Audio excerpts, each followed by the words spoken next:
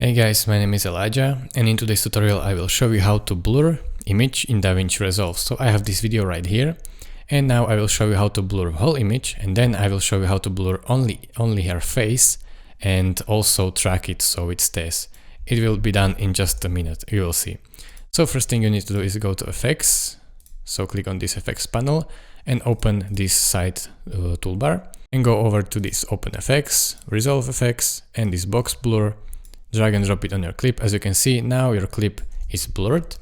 You can also go over here to Effects and increase the blur of horizontal strength and vertical, and you can really play with this to make it really blurry or just a little bit blurry.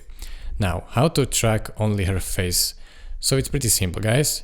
You will need to delete this, so click on this delete button.